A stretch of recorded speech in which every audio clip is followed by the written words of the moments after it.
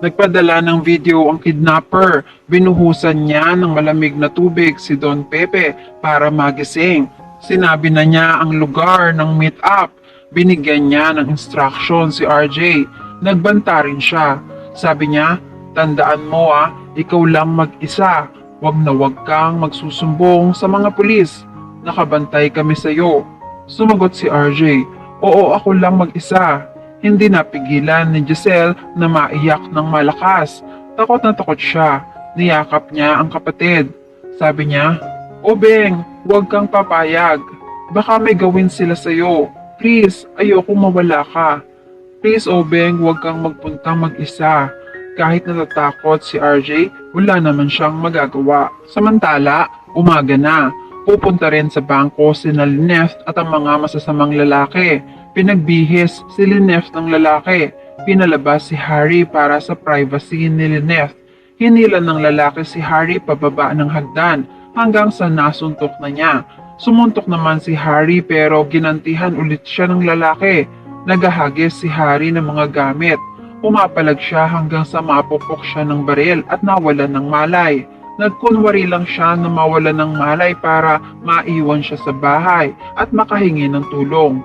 Hinila siya ng lalaki at itinago sa isang sulok ng bahay.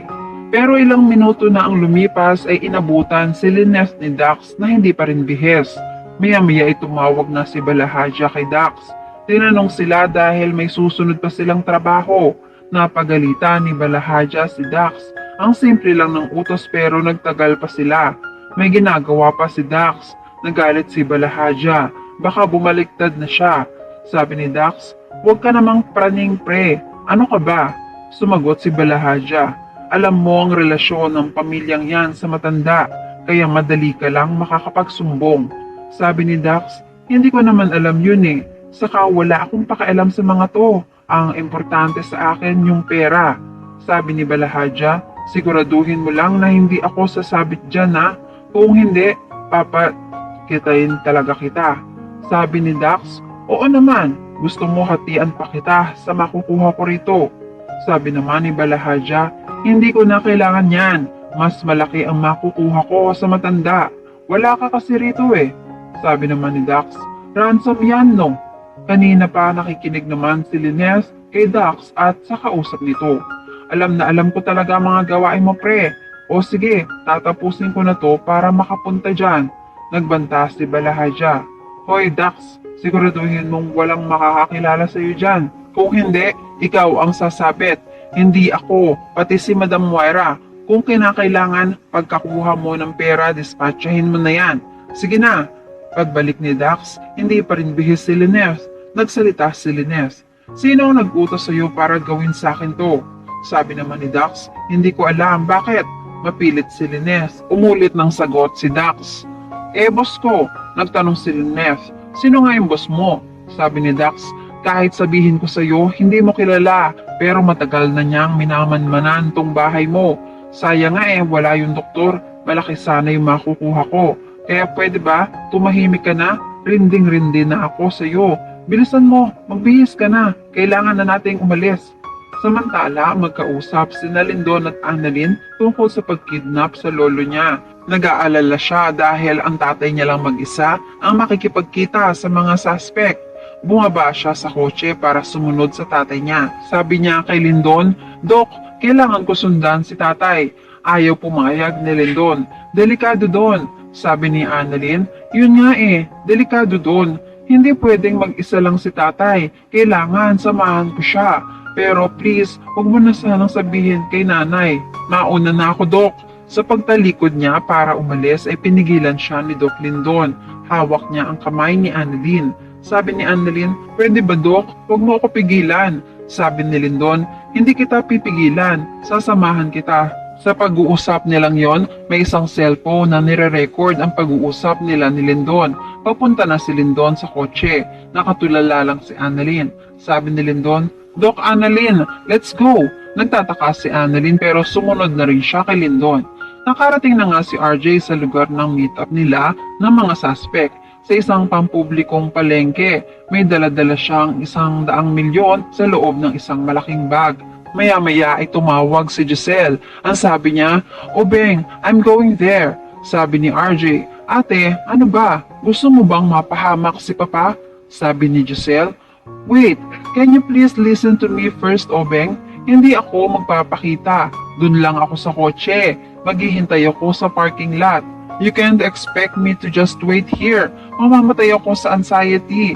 Sabi ni RJ, "Ate, just trust me, okay?" Sabi ni Giselle, "I trust you, but I don't trust those criminals. Baka mamaya may gawin pa sila sa'yo. Basta nandoon lang ako sa labas. And if you need me, if you need anything, just let me know. Update me, okay?" Sabi ni RJ, "Okay, sige ate, thank you. Basta ate, huwag kang tumawag ng pulis ha." Sagot naman ni Giselle, "Oo, hindi ako tatawag sa mga pulis. Mag-ingat ka, okay? Bye." Naglakad na papasok ng palengke si RJ. Palinga-linga siya. Samantala, magkausap na naman sina Moira at Balahadja. Tanong ni Moira, "Anong balita doon sa bata mo? Nagawa ba niya ang inuutos ko?" Sumagot si Balahadja, "Oo, madam, tapos na." Sabi pa ni Moira, "Baka matrace yang sa akin ha?" Sagot ni Balahadja, "Walang matitrace kung walang ititrace." Samantala, sumunod sina Lindon at Annalyn sa palengke. Makikita ni Annalyn sina Nurse Karen at Nurse Ivan. Itatanong niya sa kanila, "Nurse Karen, anong ginagawa niyo rito? Bakit ganyan ang suot niyo?" Sumagot si Karen, Sabi ni Doc Lindon, kailangan mo raw ng rest back Kaya eto kami." Samantala, kinuha na ng mga lalaki si Lineth. Pinasakay siya sa sasakyan. Nang makaupo na si Lineth ay makikita niya na parating ang sasakyan ni Carlos. Magugulat siya. Natawag pa niya ang pangalan ng asawa. Bumaba ng sasakyan si Carlos. Nagtataka siya sa kotseng nakaparada. Sabi niya, "Kay haring kotse to Anong ginagawa niya rito?"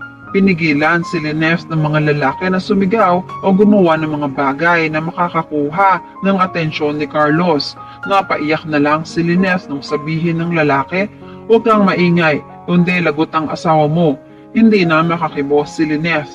Umalis na rin ang sasakyan nila. Samantala, papasok na si Carlos. Kabado siya sa sobrang katahimikan. Maya-may maririnig niya ang kaluskos ni Harry at bumubulong siya. "Tulong! Tulong!" Magugulat si Carlos at tatanungin kung anong nangyari sa kanila. Aaminin naman ni Harry na nasa peligro si Tita Lineth. Kailangan nilang magtulungan. Matataranta naman si Carlos. Ganito pala ang nangyari sa bahay nila. "Nasaan si Lineth, Harry? Nasaan?" Sinabi naman agad ni Harry na kinuha siya ng mga lalaki at dinala sa bangko.